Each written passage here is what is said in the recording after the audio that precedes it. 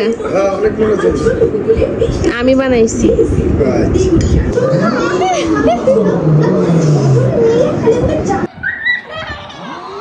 আসসালামু আলাইকুম, কেমন আছেন সবাই? আলহামদুলিল্লাহ আমরা সবাই ভালো আছি। শুরুতেই আমার এই মেসি রুমটা দেখানোর জন্য সরি। অ্যাকচুয়ালি আমার এই রুমটা আমার বাচ্চারা খেলাধুলা করে, মানে ওদের সব খেলার সরঞ্জাম এই রুমে থাকে। সবকিছু ক্লিন করে ফেলছি কারণ আজকে আমার বড় আপু আসবে, তার জন্য পুরো ঘর আমি ভালো করে ক্লিন করছি। আমার ঘর অলওয়েজ আলহামদুলিল্লাহ ক্লিন থাকে, জাস্ট এই রুমটা একটু মেসি হয়ে থাকে, যার কারণে এই রুমটা ক্লিন করছি। কারণ ভাইয়া আমার দুলা ভাই আসলে এই রুমটাই ওরা থাকে। আপু অনেকদিন ধরে বলছিল ওর বাসায় যাওয়ার জন্য, কিন্তু আমি আসলে অত দূরে যেতে চাই না, তাই আমি ওদেরকেই বললাম যে আমার বাসায় যেন ওরা চলে আসে। গ্রাম থেকে আসার পর আমি আর শোপিসগুলা নামাইনি, তো আজকে সবগুলো নামিয়ে ফেললাম। আর পুরো ঘরে আমি আসলে শোপিস টাঙ্গিয়ে দিয়েছি। আর গ্রামে যাওয়ার আগে আমি এগুলি একটা ওয়ার্ড্রফে রেখে যাই, কারণ এগুলা ময়লা পড়ে যাবে সেজন্য। তো আজকে সবকিছু নামালাম, একদম সুন্দর করে সবকিছু ক্লিন করছি। অ্যাকচুয়ালি বাচ্চাদের স্কুল মাদ্রাসা খুলে গেছে, কয়দিন পরে ওদের এক্সাম শুরু হবে, যার জন্য আপু বারবার বলছে যাওয়ার জন্য, আমিও বলছি আসার জন্য।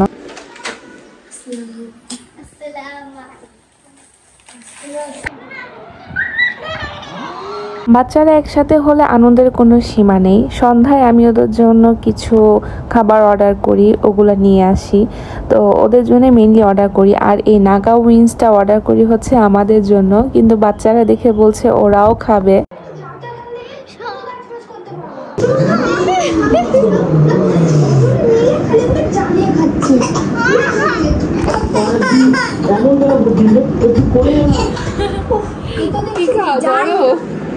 আর খাবা ঝাল?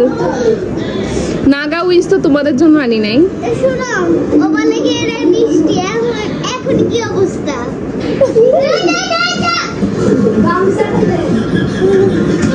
নাগা উইংসকে এক একজনে কি একটা বাজে অবস্থা, অনেকবার না করেছি না খাওয়ার জন্য, কিন্তু তারপরও তারা খাবে। তো রাতের ডিনার এদিকে আমি তাদেরকে দিয়ে দেই। ওরা বলল ফ্লোরে বসবে, কেউ ফ্লোরে, কেউ সোফায়, কেউ ডাইনিং টেবিলে, এক একজন এক একভাবে বসেছে। টিভিও দেখছে এদিকে, কেউ ফোনও দেখছে। তো বাচ্চারা এদিকে তাড়াতাড়ি ওদেরকে খাওয়া দাওয়া করে দিচ্ছি, পরে আমরা খাবো। আমার দুলাভাইও তার মাঝে চলে আসে, উনি ফ্রেশ হয়, দেন আমরা ডিনার করি। এটা ছিল তার পরের দিনের ভিডিও। তার পরের দিন আমার আব্বু আম্মু আসে। অ্যাকচুয়ালি সেদিন রান্না হবে হচ্ছে খাসির মাংস দিয়ে কাচ্চি, খাসির কাচ্চি করা হবে, সাথে রোস্ট ছিল, কাবাব ছিল। আসলে এগুলো কোনোটাই আমি করি নাই, সম্পূর্ণ আমার বোন, মানে আমার বড় বোন আর আমার আম্মু করেছে।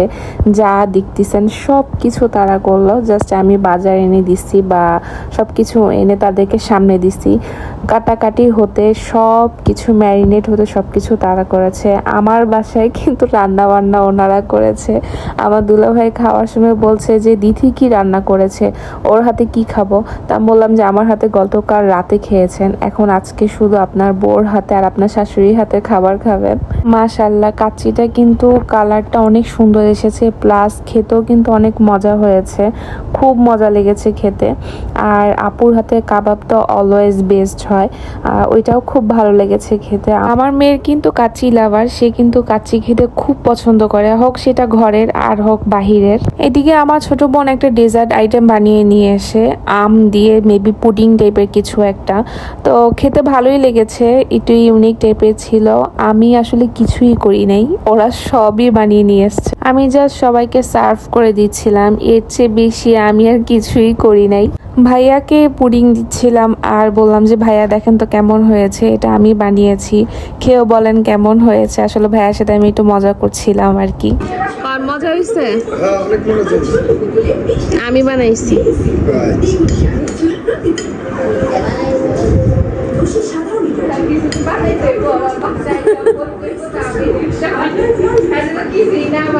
বাচ্চারা খেলাধুলা করছিল, তার মাঝে এসে দেখে যে পুডিং, ওরা ভেবেছে এটা কেক, আসলে পুডিং ছিল। তো ওরা হ্যাপি বার্থডে বলছিল, আমার ছেলে তো খুবই এক্সাইটেড কেক কাটার জন্য। তো ওদের সবাইকে টেস্ট করানো হচ্ছিল, ওরা সবাই বলেছে ভালো হয়েছে। আমার ছোট বোন বানিয়েছে, আসলে মেইনলি এটা ভালো হয়েছে, খারাপ হয়নি। আর আমি একটা জিনিস দেখলাম যে আমের কোন একটা আইটেম আমার কাছে কেন যেন অত একটা ভালো লাগে না। অনেক রেসিপি দেখি কিন্তু তেমন একটা ভালো লাগে না কেন জানি। কেমন হয়েছে? ইয়ামি ইয়ামি বানাইছি দামি দামি দা। এরপরে বসে গেলাম আমরা মুভি দেখতে। আমি আসলে তাণ্ডব মুভিটা দেখেছি ইউটিউবেই। তো সাকিব খানের এই ফার্স্ট কোনো মুভি আমি দেখেছিলাম ফুল মুভি, সেটা ছিল তাণ্ডব। তো এরপরও আমি এর আগে যতগুলো মুভি বের হয়েছে শুনেছি ওগুলো নাকি অনেক সুন্দর, তো ওগুলাই ইউটিউবে সার্চ করে দেখছিলাম আর কি। আমরা আবার কিছু কিছু সিনে খুবই ভালো মজা নিচ্ছি। আর হ্যাঁ, সাকিব খানের প্রতিটা মুভি এখন খুবই সুন্দর হয়। মুভি দেখা শেষ করে বাচ্চারা আর আমার ছোট বোনরা চলে যায় ছাদে। আমি আর যাই না, বাচ্চারাই যায়। ওরা আসলে বাসায় কতক্ষণ থাকবে, এই জন্য ছাদে যেয়ে একটু ঘুরে আসে। আর ছাদে যেও দেখে যে ওইখানে পানি, পরপর বৃষ্টি হয়। আমরা সবাই বসে গল্প করছিলাম, তার মাঝে আপু ছিল না। আপুকে অনেকবার আমরা ডেকেছি কিন্তু আপু আসছিল না। পরে আমরা দেখলাম যে আপু একটা রুমে বসে ফোনে কি যেন দেখছে, উপর আল্লাহ ভালো জানে। সে এত গভীর মনোযোগ দিয়ে দেখছে, মানে তাকে এতবার ডাকা হয়েছে, তার ফোনে কল দেওয়া হচ্ছে কিন্তু সে ফোনও রিসিভ করে।